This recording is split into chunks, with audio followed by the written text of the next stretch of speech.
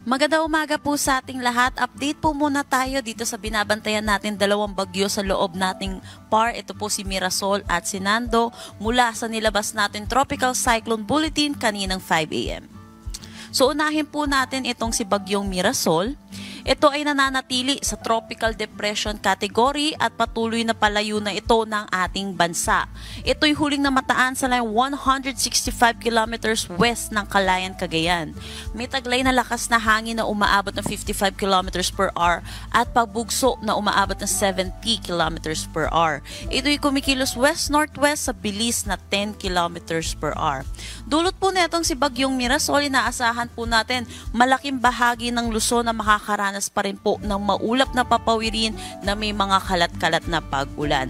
Habang papalayo po itong si Mirasol, nababawasan na rin po yung mga pag-ulan na dala nito, pero inaasahan pa rin po tayo may mga pag-ulan po tayo ngayong araw, kaya tutok po tayo sa mga nilalabas na updates po ng ating mga local PRSD regarding sa mga heavy rainfall warning, rainfall advisory, or kaya mga thunderstorm advisory.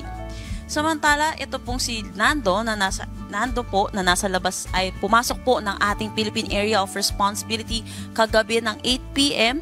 ay patuloy po natin babantayan po ito. Mamaya po natin sasabihin yung update po natin hinggil po dito. Samantala, meron pa rin naman tayong southwest monsoon na nakakaapekto dito sa may southern Luzon, pati na rin sa western section ng Visayas. Dulot nitong southwest monsoon, asahan po natin magiging makulimlim ang panahon na may mataas na tsansa ng mga pag-ulan dito sa may Maropa at western Visayas. Kung makikita naman natin sa nalalabing bahagi po ng Visayas at Mindanao, wala masyado tayong kaulapan na nakikita. Inaasahan po natin magiging maaliwalas ang kanilang panahon, pero asahan din po natin yung mataas na tsansa ng mga localized thunderstorm lalo na sa hapon at sa gabi. Para naman po sa track netong si Mirasol na patuloy pong palabas po ng ating PAR, kung makikita natin mag-i-intensify pa rin naman po ito ng tropical storm category habang palabas po ng PAR po natin. At inaasahan po natin, lalabas po siya ng ating Philippine Area of Responsibility ngayong umaga or mamayang hapon.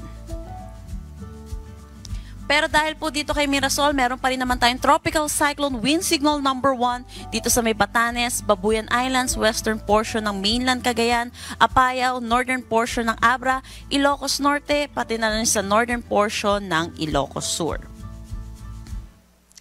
So, punta na po tayo dito sa pangalawa po natin bagyo na si Nando. Nananatili naman po ang kanyang tropical depression category at ito po ay huling namataan sa line 1,225 kilometers east ng southeastern Luzon. May taglay na lakas na hangin na 55 kilometers per hour at pagbugso na umaabot ng 70 kilometers per hour. Ito'y kumikilos north-northwestward sa bilis na 15 kilometers per hour. Dahil sa layo po neto sa ating bansa, wala pa naman po itong direktang epekto sa anumang parte po ng ating bansa, pero inaasahan natin sa mga susunod na araw, paglapit po neto ay magkakaroon na rin po ito ng epekto at ng enhancement na rin po ng ating southwest monsoon.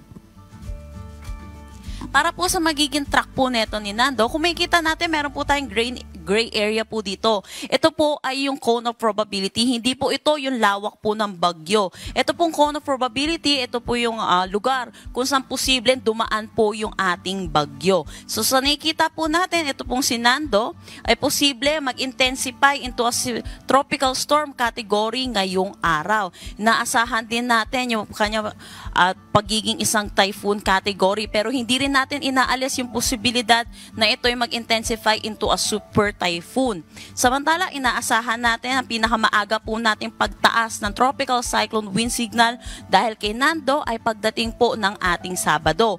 Pero yun po, pag meron po tayong super typhoon category, ang pinakamataas po nating tinataas ay signal number 5. So yun po, hindi po natin inaalis ang posibilidad na pagtataas ng Tropical Cyclone Wind Signal number 5. So iba yung pag-iingat po para sa ating mga kababayan para dito po sa susunod na bagyong si Nando.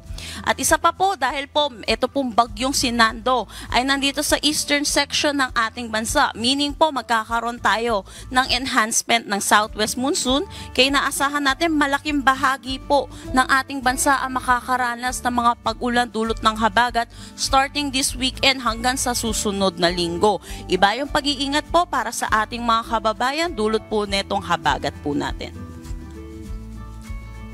At yan po muna ang latest na update po natin dito sa bagyong si Mirasol at Nando.